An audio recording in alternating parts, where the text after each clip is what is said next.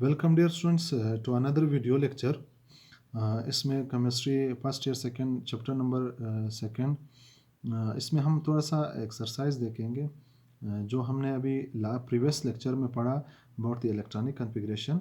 हम इस लेक्चर में थोड़ा बहुत इलेक्ट्रॉनिक कॉन्फ़िगरेशन की प्रैक्टिस करेंगे ताकि आप लोगों को ये डिटेल में समझ आ जाए। फर्स्ट लेट्स सी द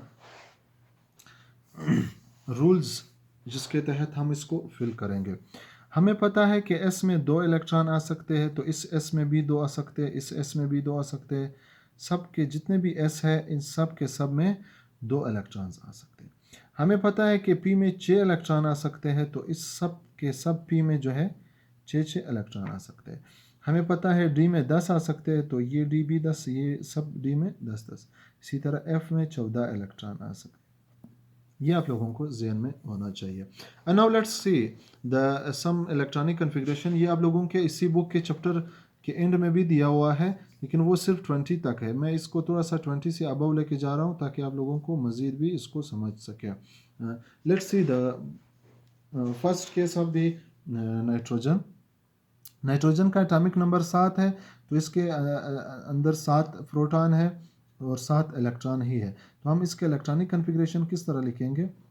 यहाँ पर तवज्जो दे, 1s2 कामा 2s2 कितने इलेक्ट्रॉन दे दिए? 1s2 में 2 इलेक्ट्रॉन दे दिए, 2s2 में भी 2 इलेक्ट्रॉन दे दिए, 4 हो गए। अब हमारे पास 3 रहते हैं। इसके बाद वाला शेल कौन सा है? 2s2 के बाद 2p है, ठीक है। 1s2 2s2 के बाद 2p शेल है, उसके बाद 3s है। अगर बच गए तो 3s में जाएंगे। तो पहले लिखेंगे 2p। p में हमें पता है कि p में ज़्यादा से ज़्यादा 6 इलेक्ट्रॉन आ सकते हैं, और हमारे पास कितने बचते हैं? 7 में से 4 माइनस कर दो, 3 बचते हैं। तो हम p को 3 इलेक्ट्रॉन देंगे। So this is the electronic configuration of nitrogen, 1s2 2s2 2p 3। इसमें 3 इलेक्ट्रॉन आ गए, बाकी 3 नहीं है हमारे पास, नाइट्रोजन में नहीं है कि हम उसमें डिस्ट्रीब्यूट कर सके। Let's see the case of fluorine. Fluorine में 9 इलेक्ट्रॉन है, एटॉमिक नंबर उसका 9 है, 9 प्रोटॉन है, तो इसमें 9 इलेक्ट्रॉन भी होंगे। तो इसका एटॉमिक नंबर इलेक्ट्रॉनिक कॉन्फ़िगरेशन किस तरह आएगा? 1s2 कामा 2s2 कितने इलेक्ट्रॉन हो गए? 4। कितने रहते हैं हमारे पास? 4 माइनस 9 5 रहते हैं। तो हमारे पास 2p, ज़्यादा से ज़्यादा p में कितने आ सकते हैं? p में हमारे पास 6 इलेक्ट्रॉन आ सकते हैं, तो हमारे पास 5 है, तो हम इसको सिर्फ 5 इलेक्ट्रॉन देंगे। This is the electronic configuration of the what electronic configuration of the F fluorine atom. Come to the atomic case of sodium, natrium. Sodium का एटॉमिक नंबर 11 है। इसका इलेक्ट्रॉनिक कॉन्फ़िगरेशन इस तरह होगा, 1s2 2s2 सॉरी 2p6। इसमें 6 आ गए, 2 और 2 4, 4 और 6 10 इलेक्ट्रॉन अभी हम इसमें तकसीम कर चुके हैं।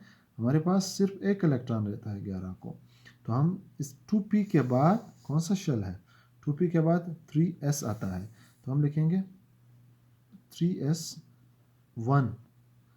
3s में सिर्फ 1 इलेक्ट्रॉन बच गया, हम उसको 1 लिखेंगे। इसी तरह केस नंबर फास्फोरस के केस देखिए, एटॉमिक नंबर इसका 15 है, 1s2 2s2 2p6, यहाँ तक 10 हो गए, 2 और 2 4 और 6 10 हो गए कामा। इसके बाद 3s, 10 से हमारे पास 5 रहते हैं, तो इसको 2 देंगे 3s2, ज़्यादा से ज़्यादा s में 2। अब भी हमारे पास 3 इलेक्ट्रॉन रहते हैं, क्योंकि ये देखो 6 और 2 8 और 2 10 और 12 हो गए, माइनस 15, तो 3 रहते हैं। 3s के बाद हमारे पास इधर यहाँ पर तवज्जो दे, 3s के बाद हमारे पास 3p आ रहा है, तो हम 3s के बाद लिखेंगे 3p। 3p में कितने इलेक्ट्रॉन जाएंगे? जो रहते हैं वो 3p में जाएगा, 3 इलेक्ट्रॉन रहते हैं तो वो 3p में जाएंगे। Next case number case chlorine का देखें। क्लोरीन केस देखिए जिसका एटॉमिक नंबर 17 है, 1s2 2s2 2p6 3s2 3p कितना आएगा? 2 और 2 4 और 6 10 और 2 12 हो गए। 17 से कितने रहते हैं हमारे पास? 12 माइनस करें 17 से, तो हमारे पास 5 रहते हैं।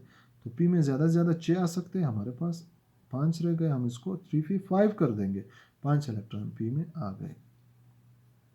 अब इस P में 5 इलेक्ट्रॉन कैसे पड़े हुए हैं, इसको हम खोल के अगर लिखेंगे 3px 3py 3pz, 5 इलेक्ट्रॉन है, पहले सबको एक एक दे दो, 3 हो गए, अब भी 2 रहते हैं, इसको दे दो, इसको दे दो, तो ये 2 शेल भर गए और इस एक खाली है, इसलिए क्लोरीन एक बॉन्ड बनाता है, 1/2 फिल्ड एटॉमिक ऑर्बिटल इसके साथ मौजूद है। इस तरीके से ये एटम की वैलेंसी भी इलेक्ट्रॉनिक कन्फिग्रेशन से प्रेडिक्ट हो सकती है। Come to the case complicated case of the zinc, zinc 30, इसमें 30 इलेक्ट्रॉन है, 1s2 2s2 2p6 3s2 3p6, यहाँ तक 10 हो गए, 8 ये हो गए 18, लेकिन 30 है, अब भी 12 रहते हैं। 3p6 के बाद 4s आ रहा है, 4s2, 4s के बाद क्या आ रहा है, 3d आ रहा है, हम 3d लिखेंगे, कितने रहते हैं कि d में आ जाएंगे, ये 10 हो गए, यहाँ तक ये भी 10 हो गए, 20, टोटल हमारे पास 30 है, तो 10 और रहते हैं, डी में ज़्यादा से ज़्यादा 10 आ सकते हैं इलेक्ट्रॉन, ठीक है, तो हमने डी को भी भर दिया, 10 आ गए। This is the case of zinc.